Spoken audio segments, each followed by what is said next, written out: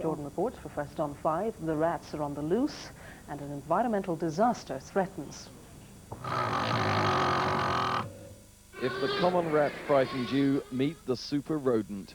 It's over 2 feet long, and thousands of these giant rats, known as nutrias, are threatening environmental chaos in Thailand because smart salesmen sold poor farmers the idea that this South American creature could leap out of the rat run and onto the catwalk. Farmers were told rich Asians would love to spoil themselves with a tailored rat fur wrapped around them. Rat traders made up samples to convince farmers that rat fur was in, but the tiger economies then slumped. The rat look didn't catch on anywhere in Asia.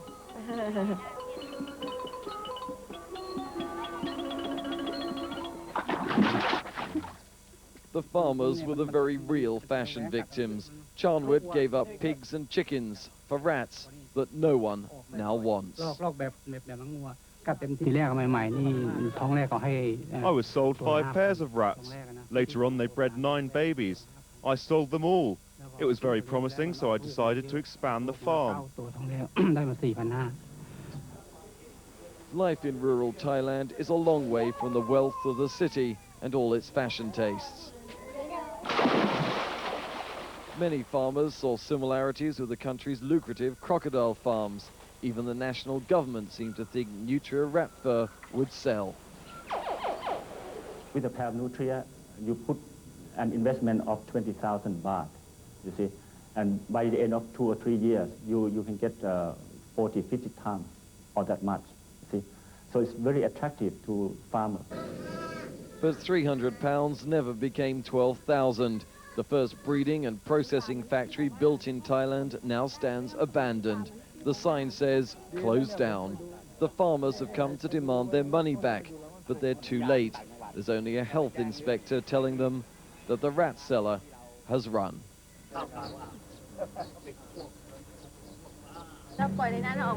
This farmer asks, where can I let mine go? Back on my farm? No, says the health inspector. 200 are already on the run. That's exactly what now terrifies Thai environmental agencies. The farmers had a choice: carry on feeding worthless rats or let them free to eat, breed and wreak havoc on crops.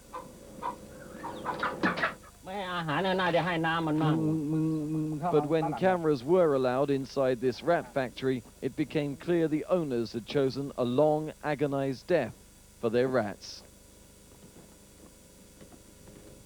The businessman had left the sinking ship, leaving every rat to break free or die. But freedom may be short-lived. Rat patrols have been mobilized to beat them to death.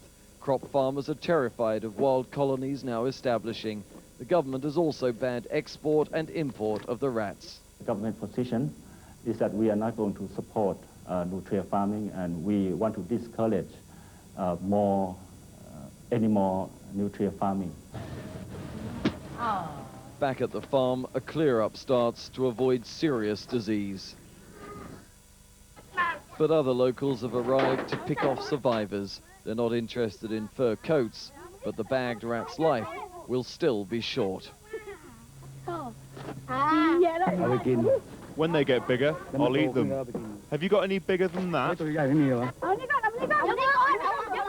Thailand's short-lived rat industry brought happiness to only a few. Mark Jordan, First on 5.